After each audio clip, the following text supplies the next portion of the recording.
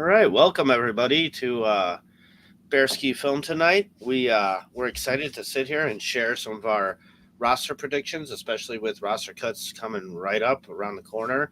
What they have to be done by tomorrow, right?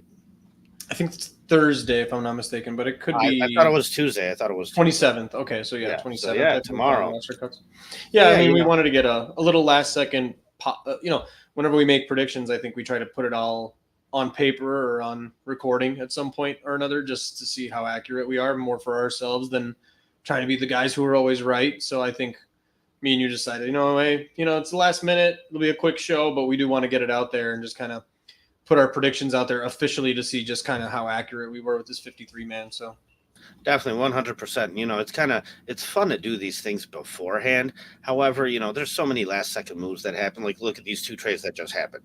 You're not going to sit here and trade. I know it was a 6th round pick and a 7th round pick, but you're not going to trade for guys just to cut them, right? Like those are definite roster spots now that are taken up, and like that's all unknown before they make the trade. So we like to kind of wait till the last second just for everything to kind of be finalized, so we can also it's like when you have a fantasy football draft week 1 of the preseason. I think that's just kind of foolish because people get hurt in the preseason, and then the guy who's and then he's like, I'm in 2 leagues. One did week 1 of the preseason, one did week 4 of the preseason, and obviously which one's going to be a better draft. So I think it's a little bit of us cheating, waiting till the last second. Maybe you could say that, but I mean, yeah. Speaking of getting hurt, I mean the Bears have made it out of this thing pretty healthy this offseason, wouldn't you say?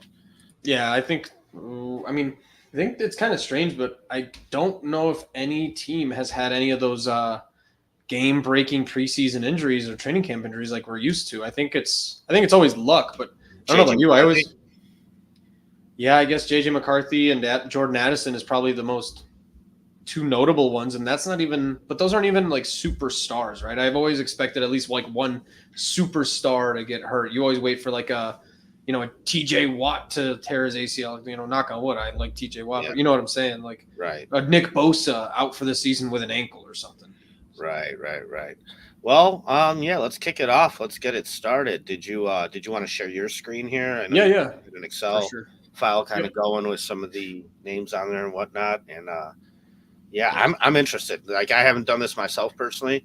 I've just been busy with the video editing part of it and everything like that. So I'm really interested to see what you got and where you think these roster spots are actually going to go and who's going to claim what. So, what's up?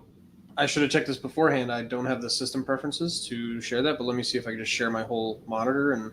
Yeah, you should just be able to click present and share screen. Entire screen. And then there's like little tabs you can pick from. Yeah. Nope. Chrome has locked its preferences. So how about this? Can you email it to me and I'll try and share it from mine? Yeah. Do you have Microsoft Excel? Maybe. Possibly. All right. Sorry about that, everybody. Yeah. We'll see. But if not, we could just go to let me see if I can find a Bears roster. You want to talk for a little bit while I Yeah. I mean, so generally speaking, I think we wanted to skip the boring parts. I think we can skip the easy ones of like Caleb Williams. Those are going to be your easy ones. Kicker, punter. I mean, we can honestly just write this down on like a Microsoft Word document if you want to even do that. But I think those are the easy ones to skip and just glance over. But I think it gets interesting in the nitty gritty, especially with some of the stuff that the Bears have done in the last few days. And so I think that's kind of where it's just fun to talk through a little bit. And just kind of figure out like who do we think is going to actually be on this team, and are they like a year away? CD Lamb did get signed today. I don't know if you saw that. So he did get signed, and then at the same time, I think that opened the doors a little bit more for Micah Parsons' trade rumors, because I've seen a lot of that. Realistically, I don't think it's happening, but I can almost guarantee that Ryan Poles has made that phone call.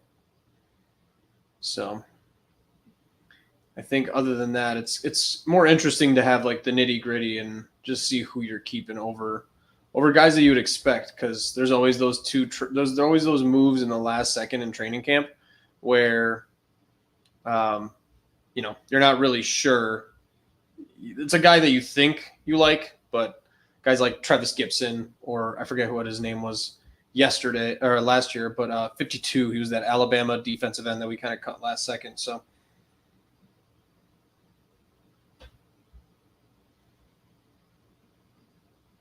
How's that look? How's this look? It's a little bit small, but I think I can go into. Here, I can might blow it up. Change mine. Blow it up like that. I don't know if that helps at all. Yeah, it looks good to me. Yeah, it looks good. Yeah. Cool, man. So, yeah, going through the list. So I think the quarterback room is pretty easy until we reach. I don't know if you could even just draw a line through who we're getting rid of or something like that. So, how do you feel about it? I think we're going to rock 2 quarterbacks this season. I don't think we're going with a third. Really? Okay. Yeah, I mean, if we do go with a third, I think Ripien's the one that makes it. But, yeah, I mean, do you think with these guys on the practice squad, anybody's really even interested in picking them up? No, I think Austin Reed clearly clears it. Ripien might be a risky one just because somebody in the NFL might be making moves to get like a backup or a third string quarterback. But I think for the most part, you're not doing that week 1 or whatever in the preseason. It's like usually at the week 3 or something late in the or early in the season trade because you have injuries already or something. But not right now, just during training camp cuts. Even I think if you saw this, the Packers traded for Malik Willis from Tennessee today for a 7th-round pick to be the assumed backup. So that's like, I think if the move was to be made, I think it'd be made because I don't think Malik Willis would have been cut. But I don't think Brett Rippon is like moving the needle for any team. The other reason I say that is because, fun fact I learned a little bit earlier was that practice squad got upgraded to 16 players this year. Interesting. And I did forget about that. So I think you're going to see a lot more people on the practice squad, and a lot of those fall them until end of the season or mid season in case somebody gets hurt. You're going to see a lot of that. That's where I think Rippon gets stashed if you have to. Gotcha. Yeah, something happened to your mic. I think you kind of faded out for a second there. Sorry about that. Yeah, you sound like you're talking on the radio. Sorry about that. There we go. There we go. So Ripien as well. Draw a line through him. Yeah, I think we're gonna go 2 quarterbacks because if you're getting hurt early, Caleb's getting hurt, you're elevating Rippon immediately, and he's just staying there the whole season probably, right? But until then, you're probably gonna go with 2 quarterbacks. Okay, so we got 1 and 2, and then the running backs. Does Travis Homer make this team? I don't realistically think so. Do you?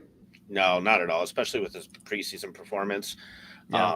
I thought he did poor. So I think he played himself out of a job this preseason comparatively. Yeah, it's a good way to say it. And, I know Ian Wheeler looked good, but then he got hurt. But they've been trying Velus Jones at running back too. So I think going into it with 3 of them, plus the option of having, Velus Jones in there, and, I think that should be enough. So going to cross out Travis Homer here? I think so. So you go with 2 quarterbacks, 3 running backs. We're at 5 players already. Yep. All right. So how does this wide receiver room shake out? So Webster's on IR. I'm just going to cross him out right away. Yep. Right? So, I think he was a healthy cut as well. Yeah. So then what else? How do you see this shaking out, Dave? So I personally do think, obviously you have your DJ Moore, Keenan Allen, Roma Dunze. Tyler Scott is your 4th, I think, only guaranteed roster spot in that wide receiver room. And I think from there, I don't know how to feel about what the Bears have been doing with special teams and the punt return, kick return situation, because they're trying out almost too many guys for my liking with putting Roma Dunze out there. Tyler Scott fielded some punts. Velus obviously can't field punts. He might be able to do kicks, but he's not doing punts. And so I think that kind of puts DeAndre Carter almost safely on the team. And I didn't have him on my initial when I did it at first, but I did think about it where I forget what his name was, but the tiny little guy that we got from Cincinnati, not Tory Taylor, he's our punter. The tiny little guy from Cincinnati that we put on mid-season last year just to field punts after Velus had all those blown punts. If you remember that, I forget his name, but do you remember that situation? Paul?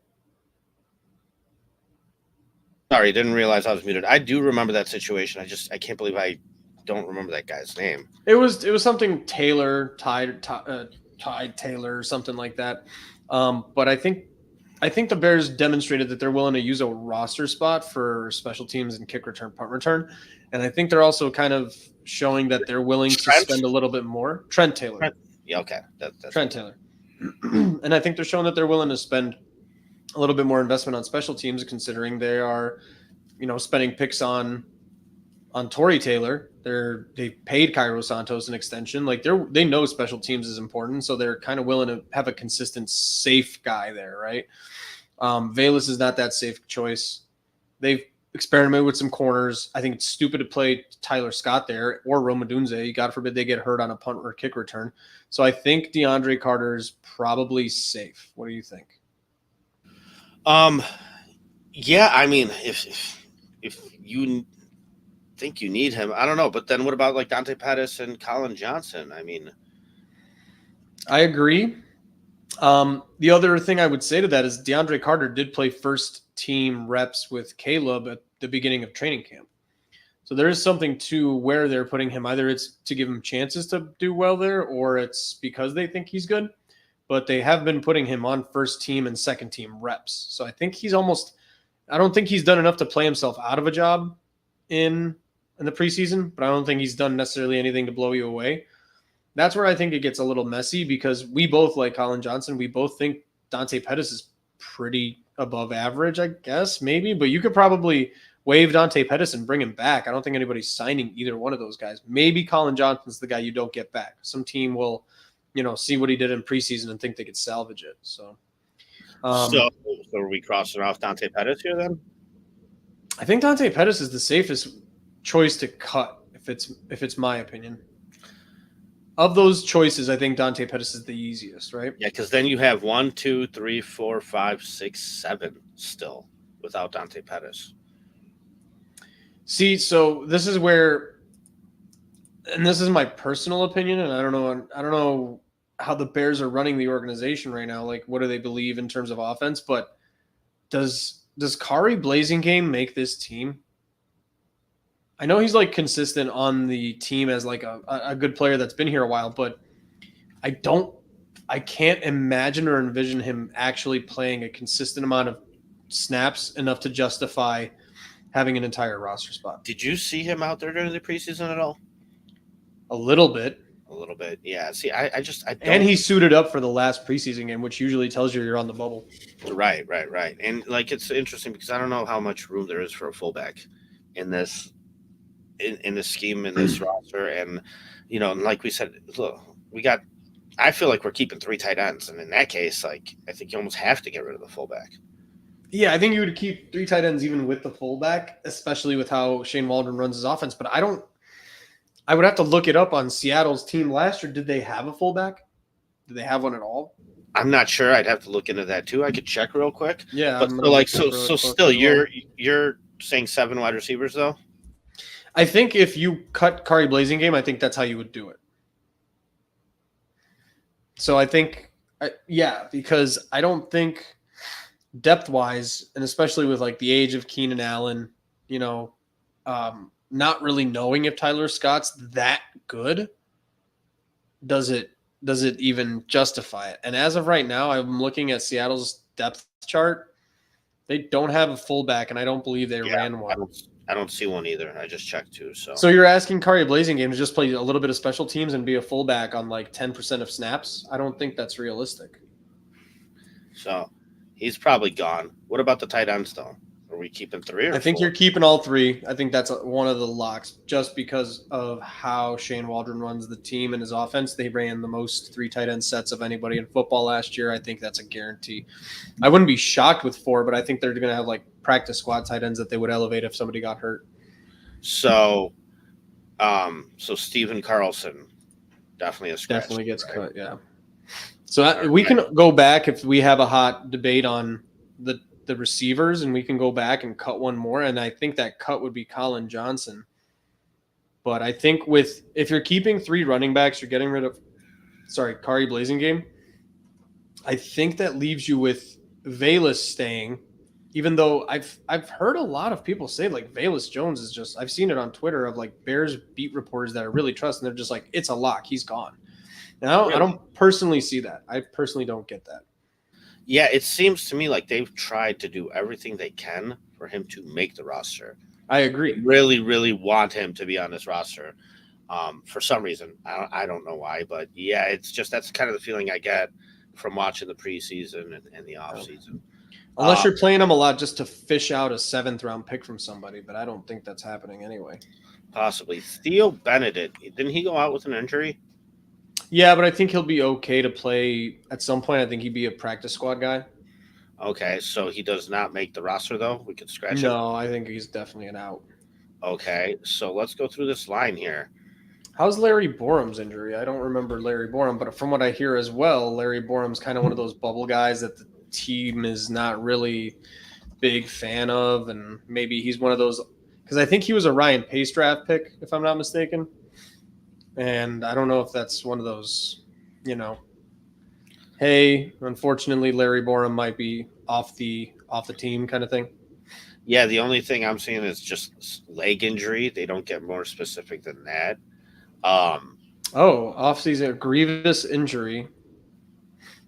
Carted off the field. I know that. I remember that. Oh, then yeah, he's probably off the team. He's going to get cut, or unless you can IR him. But I don't think you keep that roster spot occupied with an IR player who's going to be a swing tackle, right?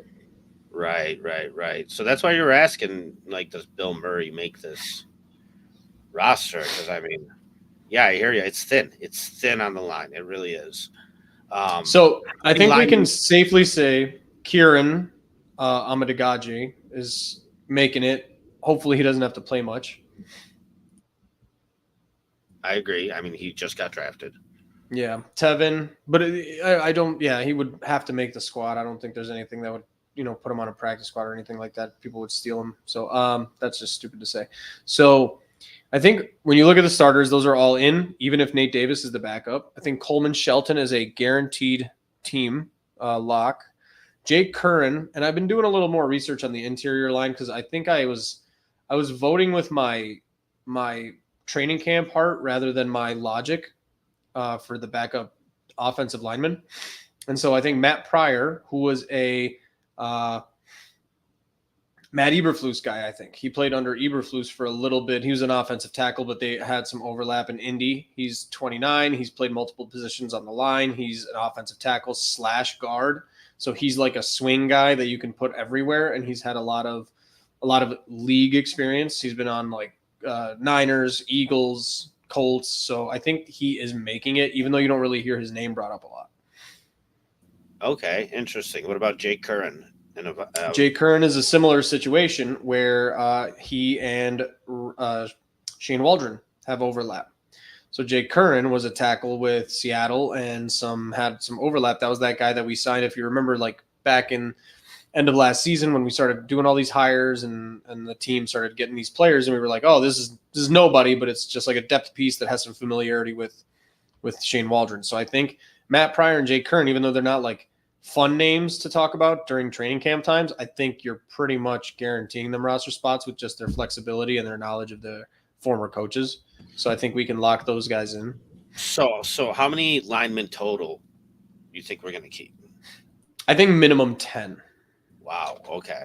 Because I heard the number 9 tossed around a little bit, but I mean, we're thin there. So I would think that 10 would be like the sweet spot, right? So right now, the guys that are on the bubble, if we're keeping Matt Pryor, if we're keeping Jake Curran, would be Doug Kramer, Bill Murray. I think you can immediately eliminate Doug Kramer Jr. He would be a practice squad guy. And I think Avante Collins would be the same. It's sad because I think we all had a lot of hope for Doug Kramer, but he hasn't been able to stay healthy. He hasn't shown much in the time he's been here. And so, I think even on the practice squad, he's not raising any eyebrows from any other teams. So the fact that he got picked up by Arizona midseason last year and then somehow made his way back here, I think kind of tells you a lot of what you need to know. He played fine with Arizona, as you would expect with a guy like his position, but nobody's beating the door down, and he was able to come back here. So if we cut Collins too, that puts us right at 10. Right? Yeah, and I think a big reason a lot of this is when you think about the starting line, name me a guy that is, I think Braxton Jones is the healthiest guy on this team, and he missed the first 6 games of last season. Yeah, good point, for real. So Tevin Jenkins hurt all the time. Nate Davis is as inconsistent as it can get. Darnell Wright, he's an Iron Man. He's fighting through a lot of injuries, but he's hurt. He was hurt last year. He had a shoulder sling on all year. This year, he's playing through ankle stuff. So I think you have to just rock with 10 linemen, hoping that, because even if like Braxton Jones went down early, I don't see Kieran getting thrown in like the week 2. I think you'd probably throw Jake Curran in there or something like that. So if this is the offense, then we're at what? 1, 2, 3, 4, 5, 6, 7, 8, 9, 10, 11, 12, 13, 14, 15, plus 10 linemen. So we're at what, 25 players? 25. So I think just to keep the math consistent, let's do that plus 3 for kicker, punter, special teams, long snapper.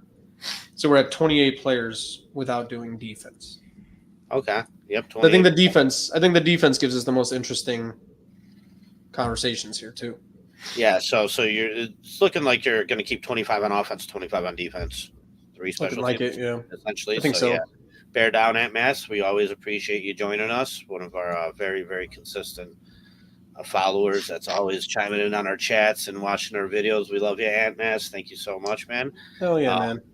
Yeah, we're stunned by just even any kind of following we have. So we really, really do appreciate you guys. And yeah, it's always cool to have people chime in and share their opinions and just kind of go through this with us. So let's scroll down here to the defense. All right. So I'm interested to hear how you got all this panning out. Yeah, why don't you go at it? All right. So I think the most interesting one to start with is probably defensive end, just because of how much is going on there, right?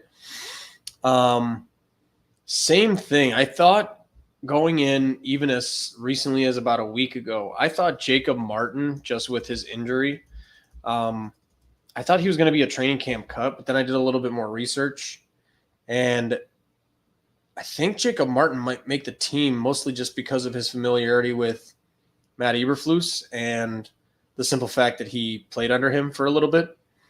I don't know if you have any opinion on Jacob Martin, but I don't. I can't say anything definitive, but I do know there's been a lot of hype about Daniel Hardy, but at the same time, it's like between Martin Hardy and Dominique Robinson, someone's not making it. And that's the crazy thing about it, I think, is that there are going to be at least 2 or 3 guys on defense where somebody's going to get upset when they get cut, right? So let's do our guaranteed. I think it's Montez Sweat, because you have to. I mean, it all depends on how many. I think what's nice is DeMarcus Walker gives you both, right? You can kind of, because he's slid in. Zach Pickens is an interesting one. Is he going on IR or is he going to be cut? Like, I can't imagine him getting cut already. Is he hurt? Yes. Oh, he is. Yeah. I did not realize that. Yeah, I can't imagine him getting cut just because, like I said, we've talked about how this team does kind of try and hold on to their draft picks a little bit, and we're not going to judge him for it. I mean, you did spend a 3rd round pick on this guy, right? Not that long ago. So I think the expectations for him are still, they're not super high, but there's still expectations for him to try and, match and pan out. And you'd love to be able to keep that guy. So I don't know, outside of, a drastic injury or something like that, I don't know why you would get rid of him. So the only thing I could say is like potentially him getting IR'd for 8 weeks, but yeah, but I guess at that point doesn't take a roster spot for you. But I don't know if it's worth it, right? So let's talk this out. Montez Sweat is your guaranteed make. So let's do our guaranteed makes. We got Montez Sweat guaranteed, DeMarcus Walker guaranteed. I think God, it's so hard to say anybody else is guaranteed. Darrell Taylor, obviously, because of just having been traded. Correct. And then Austin Booker. Yes. So those are your 4. So that's 4. So do we want to just cut everybody else? No, I think there's one more guy. I think the guaranteed cuts, you can cut Byron Cowart and Deshaun Mallory. God, that really hurts, doesn't it? Because you can't keep them all. extremely. But so like, okay, so we I have think Daniel Hardy's played himself onto this roster if it's me, but it's not me. So I don't really know how to feel about Daniel Hardy. I guess we got to just bite the bullet or like rock, paper, scissors over it. Personally, I would keep Daniel Hardy over Dominique Robinson. Okay, so But I was like, listening to you yesterday, and I don't know what the comments were that hinted for Dominique Robinson making this team. Do you know what those were? not really. And like, you know, I know they've come out and they've said, hey, you know, that edge spot opposite of Sweat is going to be a you know, just a rotation, and they added Dominique Robinson's name in there. I don't know, man. Plus, like, if he does go on a practice squad, same thing. Does he really raise any eyebrows? And if he does, is it like a Travis Gibson situation? I mean, what, you spent the 5th round pick on this guy, and I just don't think he's lived up to much expectation at all. I mean, what, are you just going to keep kicking a dead horse, keep trying it, even though he's kind of shown you what he is? You know what I mean? Yeah. I think you're better off trying with maybe some of the unknown names because there might be more potential there. I think what you need from that position as well at this point is if you're rocking Montez Sweat as the run stuffing other side, right? Like the run stuffing power rusher, you need speed and you need somebody there. My only concern is if Montez Sweat goes down, you are so skinny at that position with Daniel Hardy and all these other guys. That's my biggest concern. Just in general, how many linemen did you envision keeping? I think it was between the two positions, I think 10 or 11. Yeah, so I mean, ideally, roster construction wise, I always feel like in a 4-3 you would want 5 defensive tackles if possible. Right. Right, and at least 4 or 5 defensive ends. So like I think 10 is the sweet spot there. So right now we're at 1, 2, 3, 4, 5, 6, 7, 8, 9, 10, 11. So let's say we cut one guy. I think if we're making the one cut, unfortunately, as much as it hurts me personally, because I liked him so much in preseason, let's cut Daniel Hardy. So we're taking Jacob Martin and Dominique Robinson over Daniel Hardy. Yeah, I think that's the logical thing that's going to happen. I think to me, it's a dance between Dominique Robinson, Jacob Martin, Daniel Hardy. I agree. I think that's the easy one. It's all a coin flip. I think the fact that Dominique Robinson added some weight, I think you need a bigger defensive end on this team at some point if Montez Sweat misses a game or two. If Montez Sweat is out for a game, I can't possibly in my head start Austin Booker and DeMarcus Walker at defensive end. That terrifies me against really anybody. So, all right. So Daniel Hardy's the scratch there as much as who would pass to the practice squad easily. I think what we're talking about here, MS, is like it's not who would pass to the practice squad, is who would get stolen off the practice squad the easiest. And I think Daniel Hardy might get stolen by somebody because of his preseason and how just well he played.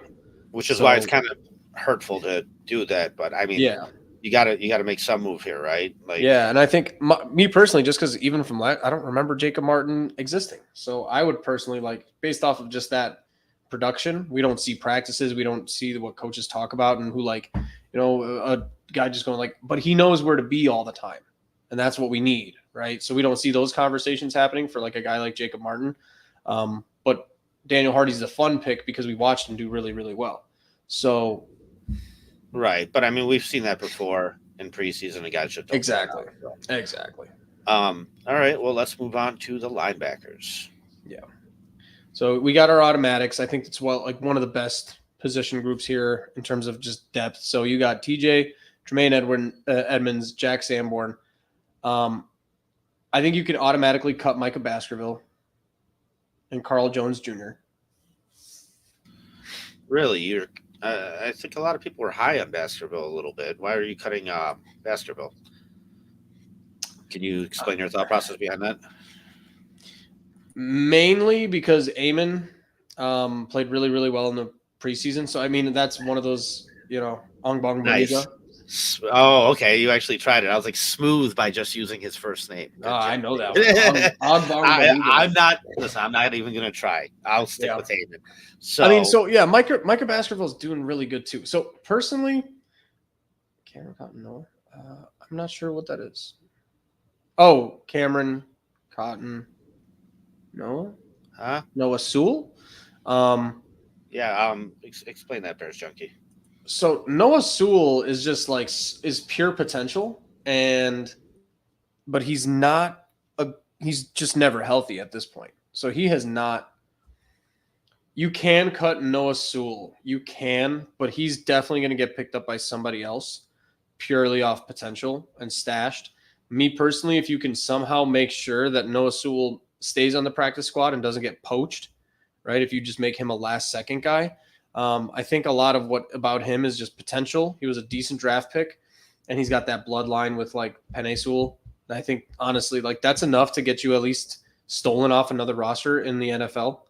And so that's the biggest concern. Micah Baskerville is probably your safest bet. Amen or Ogbongbemiga has been playing really, really well in the preseason to the point where I'd feel comfortable with him as a backup for a game or two at a certain position.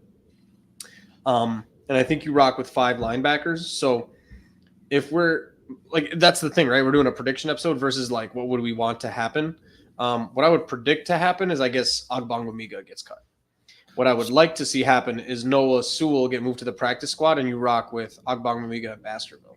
So what are we doing here? Which one are we? I'm gonna cut Amen Ogbongbemiga and keep Baskerville. I think you're keeping Baskerville and you're keeping Sewell, unfortunately.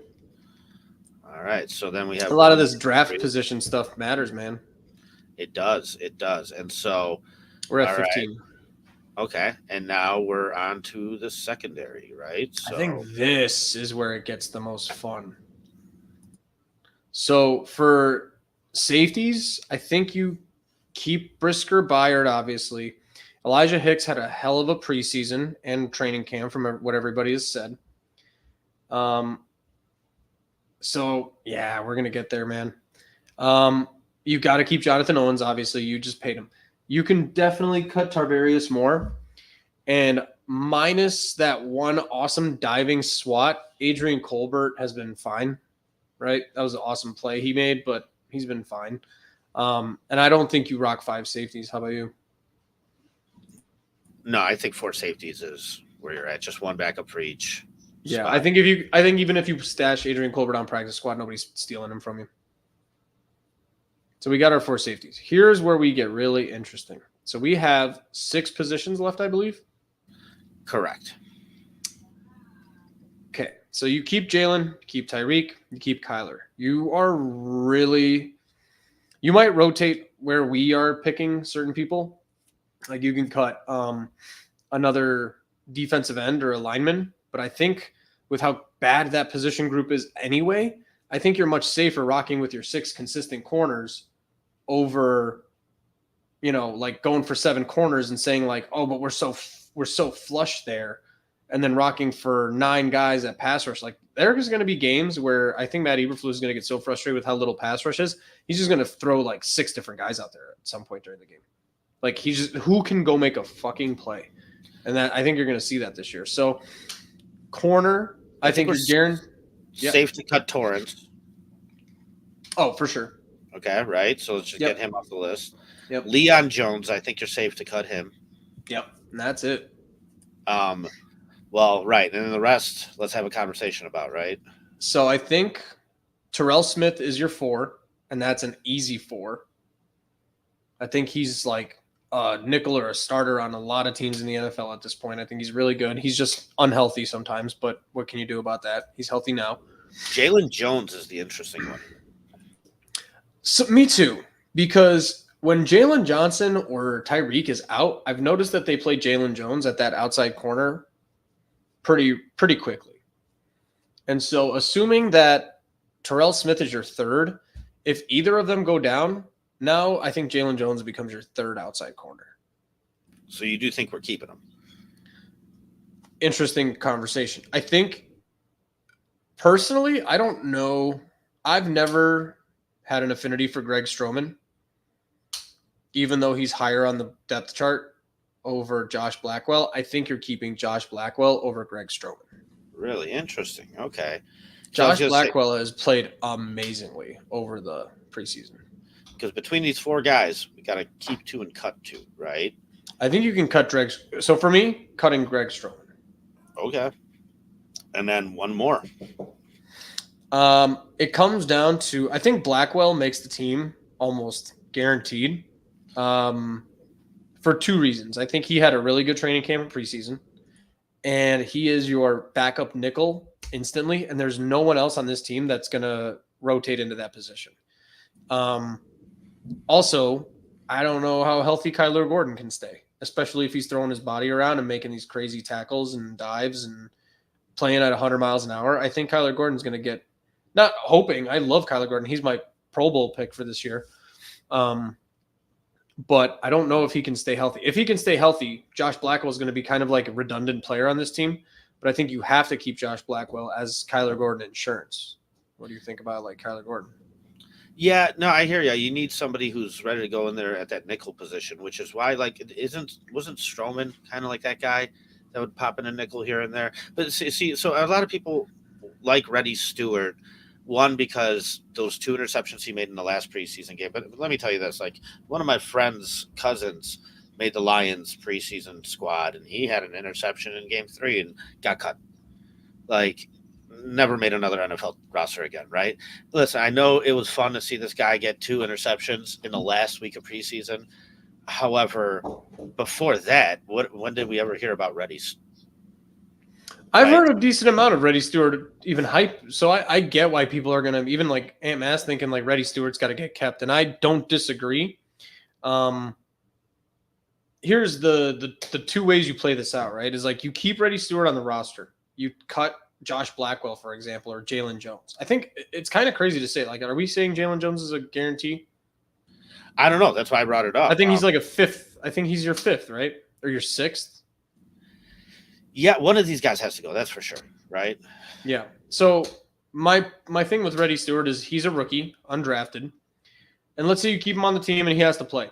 What's more likely, like Reddy Stewart coming in and being like this undrafted rookie miracle, or him just getting toasted a couple times a game because you were like he played really good in the preseason? I don't know. Right, I hear you. I think he is the guy, unfortunately. And like we talked about this earlier in previous episodes, like we're gonna make some cuts that we're not good, that aren't going to be fun or liked or whatever. This might be that one where it's just like, just gotta do it. Yeah, I don't disagree with that comment though. But okay, but then where else are you making the cut? You know what I mean? Like we just kind of went through the whole roster. Like who are you getting rid of then in order to keep Reddy Stewart? Because we've looked at the defensive end spot cannot be cut anymore, even as much as I want it to be, because 10 is a little thick there, but I don't think you can go with 4 linebackers. I think that's hard. Blackwell and Jones are exactly, because that's the other part of it I thought about is if you're cutting Colin Johnson, like we can go back up into receiver and cut another one from there for like a Reddy Stewart position. If you're so comfortable with your talent at offense, that's where you make your sacrifice, I think, receiver, because we would have 1, 2, 3, 4, 5, 6. But even then, it's like after Tyler Scott, rocking Velus Jones Jr. and DeAndre Carter as your backup wide receivers terrifies me. I'd be more scared with that than cutting Reddy Stewart, because Reddy Stewart might get picked up off of a practice squad. He might not. He might not. And at that point, it's like, I guess Velus Jones Jr. and DeAndre Carter are kind of the same guy, and that's your redundancy right there, where you might not need both. So Velus could be that crazy cut. DeAndre could be that crazy cut to keep Reddy Stewart on the team. I just don't think you're using a roster spot for your 53rd guy to be like an undrafted rookie cornerback from, you know what I mean? No, I think you're right. Logically, you do wind up cutting him, even though he's kind of a fan favorite at the moment. I just don't think there's many ways to make it make sense. There's like 15 Reddy Stewarts in the league right now, just for the record. There's every team has one of these guys right now.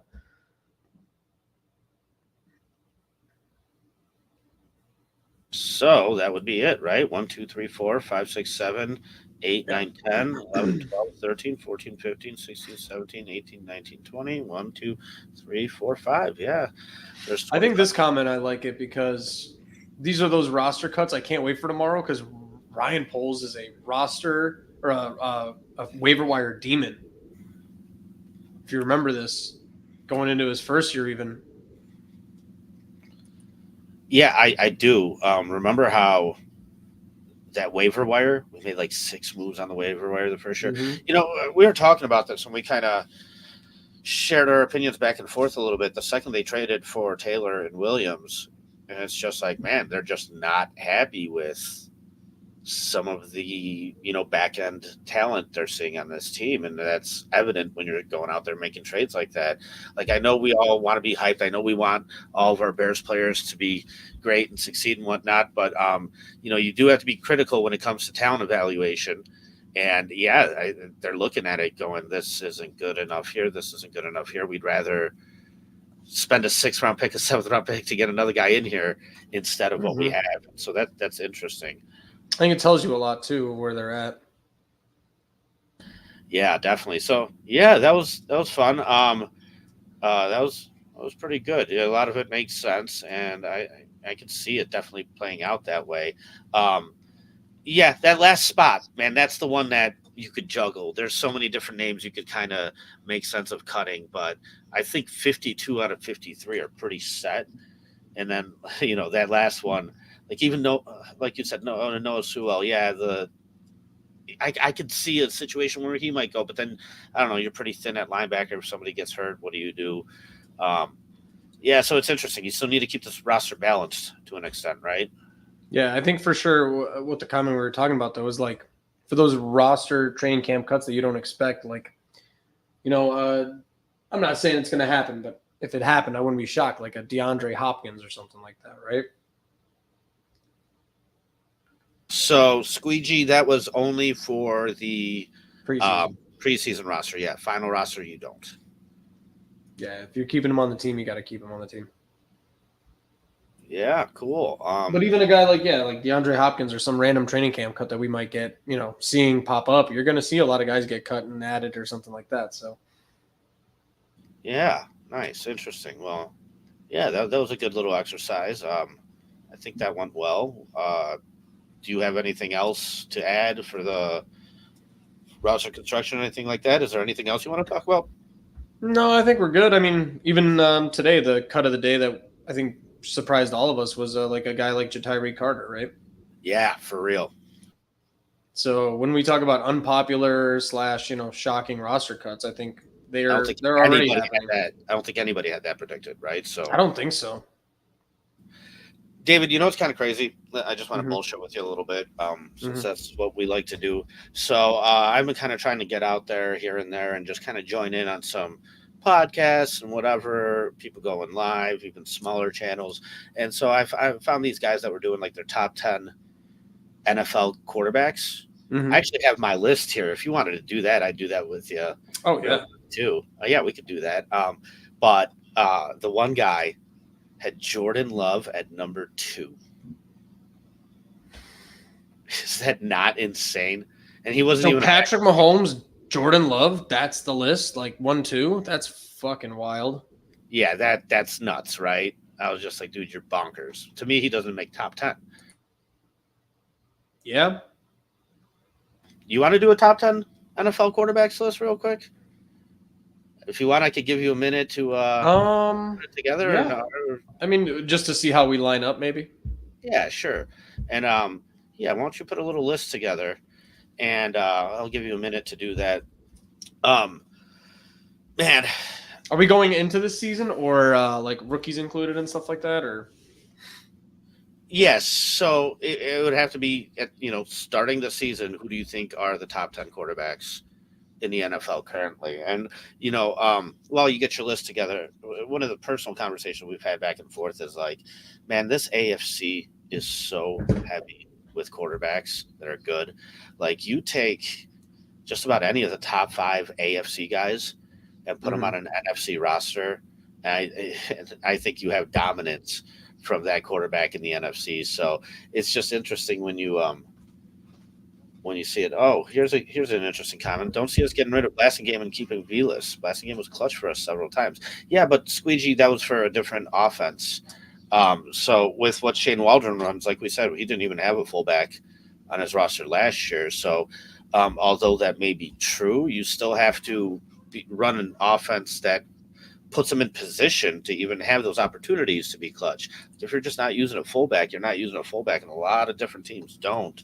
Um, yeah, it's crazy. And then, what's funny to me about the whole top quarterback conversation too, it's like, a lot of people, they go just based off talent and this and that. That's probably what we're going to do. But realistically, it's the whole situation that matters, and finances are included. Like, okay, yeah, do I think this guy's great? Sure. But how much is he getting paid? I think also kind of factors into that. And that's something a lot of people don't focus on or talk about. It's like, how much of the cap hit and cap allocation are these guys taking? And so, that's always an interesting part of the conversation to me that I feel is kind of left out a little bit. And yeah, looking at guys like Tom Brady throughout his entire career, always taking less money and being one of the best, I think that was just such a balanced move. And there's Black Bear. What's up, Black Bear podcast? Yeah, he joined us, or he joined me yesterday here. We had a good little hour conversation. Black Bear, if you're free, if you wanted to do a top 10 NFL quarterbacks with us, man, I'm willing to send you a link. You could hop on with us for, I don't know, 15, 20 minutes or so. Just let me know. Yeah, just because. I'm working through this, and at this point, I'm getting to the point where we did this exercise last year with the NFC North. I straight up am just going like, who would I rather have over this guy, right? Like we say, like, oh, would you rather have your team's the same? Everything on your team is the same. And McCole Hardman, I could see that. That's actually not too bad. And he's just like your speed threat. He plays a similar role to Tyler Scott, which would be my main concern. And then depending on the team, some guys don't like to have too many smaller targets. I think after Rome and DJ, you don't have any X targets at all on this team. I think it'd be like Colin Johnson coming in out that sideline, because I'm not putting Velas out there. I'm not putting DeAndre Carter out there. You would have to force Keenan Allen to do it for a few games. So that's the only problem I would have with that. But I don't hate the idea. Yeah, and, a plan for keeping Velas, like, in my opinion, my leash is short for guys. I think Velas has had enough mishaps to where I personally would not have kept him on this roster. But they did spend a third-round pick on him, and I get it. When I went to training camp, watching him, he was fast. He was really fast, like noticeably faster than everybody else. So I can see why they're trying to do whatever they can to kind of keep him, because there still is some upside there and some potential there. So, all right, I'm pretty much ready. I did this on the fly, so sorry, but no, yeah, I can't put like guys like Caleb on top 10. Just sorry, no. Bears fans. Like, sorry, I really want to, but I don't know anything about what he's going to be regular season. Do you want to go? You want to go top to bottom or bottom to top? I want to start at 10 and work our way up to 1. Okay. My 10, 11, 12 are just so close. Right now I'm trying to lock in my 10, 11, 12, and I'm really close. All right, you want to know who my number 10 is? Oh, no, hold on. I have to change my 10th. All right. I'll give you another minute here. Yep. Okay. Yeah, Jordan Love is not in my top 10. No, yeah, neither is officially. Okay. Neither is mine. So my honorable mention. Can I give you my honorable mention? Yeah, do it. Trevor Lawrence and Jordan Love are 12 and 11. I don't have either of them in my top 10. I'll even add one to that. CJ Stroud. Really? I got him higher than – okay, he's my 10. Okay. My number 10 is Aaron Rodgers. Wow. He's not even 13 for me. I think he was 13 or 14 for me. Yeah, I mean, if that guy's got any gas left in the tank, he's gonna use it all this year. So I could see him coming out and still being an effective quarterback. It's just, the fact that he's in the AFC has a lot working against him. But yeah, I will take Aaron Rodgers at number 10. Who'd you take at number 10? Stroud. I got CJ Stroud. CJ Stroud. Yeah. I wanted to put him higher. He just doesn't have enough on there. I got to see it for another year, right? Same, yeah. So moving on, number 9. Who do you got at 9? They're all kind of moving around, and I keep thinking, like, who do I want more than this guy? I'm going to just say what I wrote down, Matthew Stafford. Wow, okay. I have Jared Goff. That's a 1A, 1B kind of thing, but yeah. You would rather have Matthew Stafford over Jared Goff, right? I got a lot of injury concern with Stafford. I'm not sure. Me too. I see that. I don't. I'm thinking like just everything's the same, healthy, go through a season.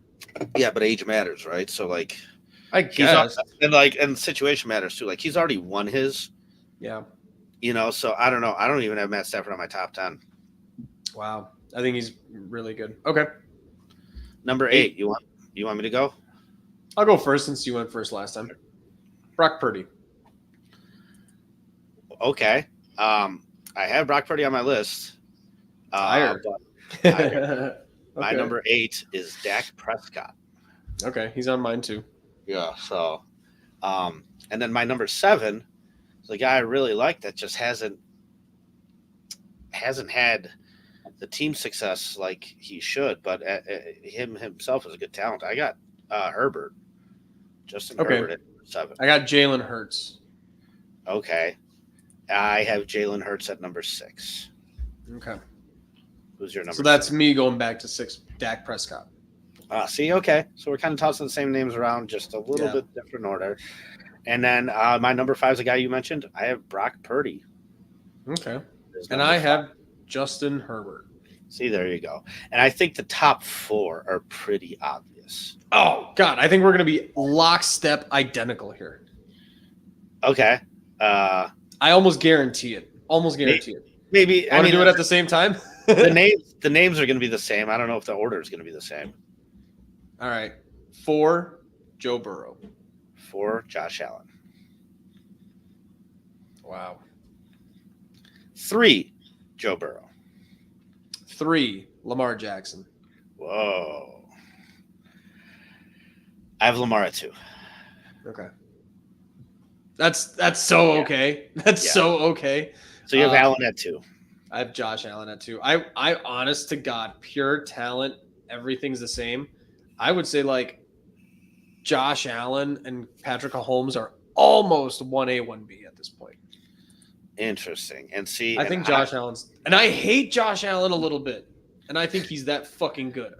I wouldn't even want him to be my quarterback because it would stress me the fuck out. But I think he's that good. Yeah, and so, I think it's interesting because me, I've never been super high on Lamar Jackson, and I just can't keep being stubborn and wrong consistently. Mm-hmm. I think last year I was just like, okay, man, this kid's legit. Like, he's just still playing at such a high level. You know what's interesting about Lamar Jackson is he's in a similar situation that Peyton Manning was in. Mm-hmm. 2 MVPs, no Super Bowls. Yeah. Like, and then look where Peyton Manning wound up in his career. So if he just has that success all the way through and wins a ring or two, I mean, you're looking at this guy as a really, really, really good quarterback when he goes down in history. I love Lamar probably even more than you. Definitely. I love Lamar. I don't even really like him. Yeah, but I love Lamar. And I'm really concerned for 2 reasons on Lamar. Is that I think out of 4 years, he's missed more than like 6 to 8 games, 2 of them. So I think he's missed 20 to 25% of his career.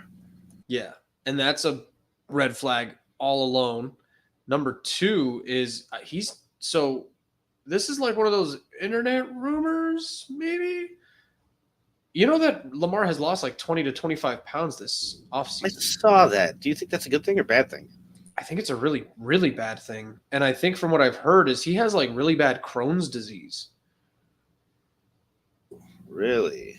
I think that's like, I don't even want to speculate, but I think that's the rumor at this point is that he has really bad Crohn's disease. So he's trying to like stay healthy and like bulk up, but it's just not digesting the way it's supposed to or something like that.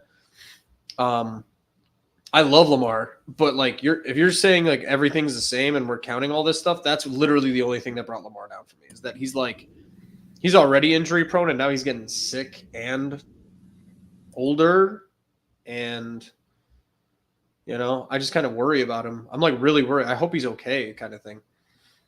Burrow is goddamn. Like Burrow has had 2 injuries that are like borderline career ending at this point. And I'm blown away that he's healthy at this point. I mean, medical science is incredible, but I worry about like the Bengals even when they're good, they start like 1-3, 2-4, and then they claw their way back into a playoff spot, and then Joe Burrow does like some crazy shit in the playoffs.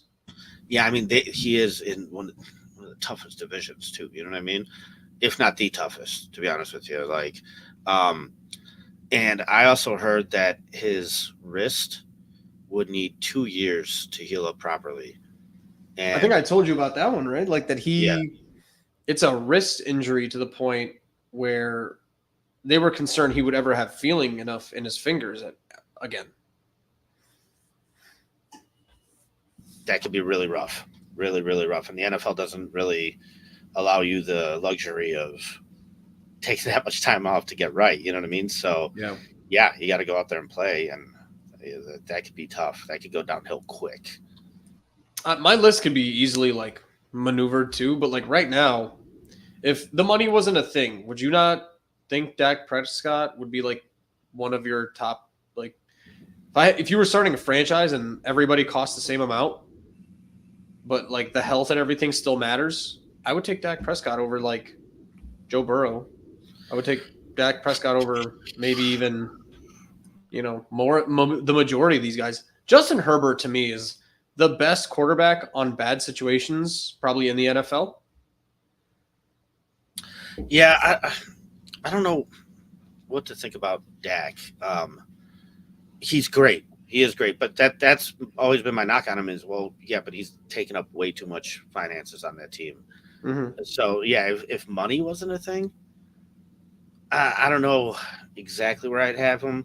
But, yeah, the thing that worries me about Dak is it just feels like I've seen way too many moments where he's just not clutch. Like, if they get down in a game, they're just done.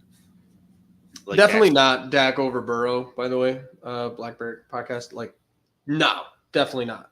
What I'm saying is like, this isn't like we're not playing Madden. Everybody doesn't get to just stay healthy kind of thing. Like, Dak almost never gets hurt.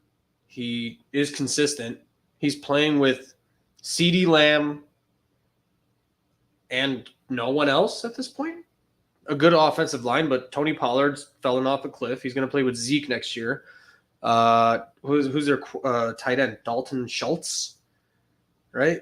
And then name me their number 2 wide receiver. Like, yeah, Dak's a good quarterback. What worries me too a little bit though is like, are we seeing things a certain way because he is in the NFC?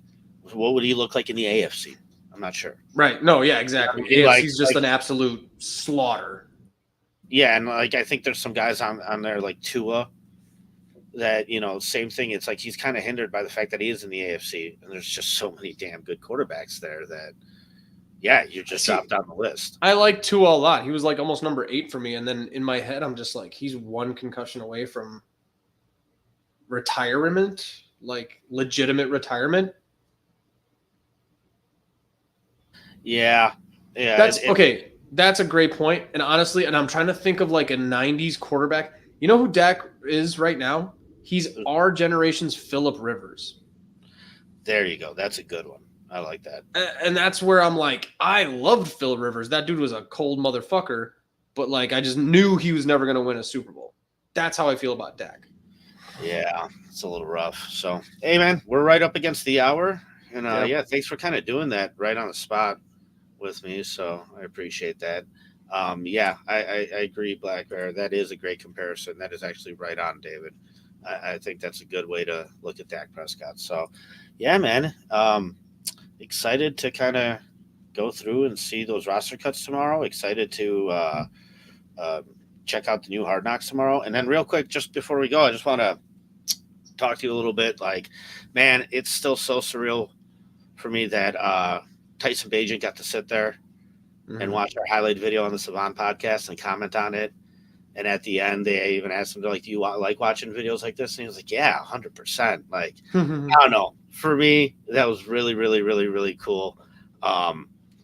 Yeah, I really like that guy as QB too. And I just thought it was awesome that a Bears player got to sit there and watch some BEARSKIFILM. So we're honored a lot to have that happen. And shout out and thanks to the Savant podcast for making that possible.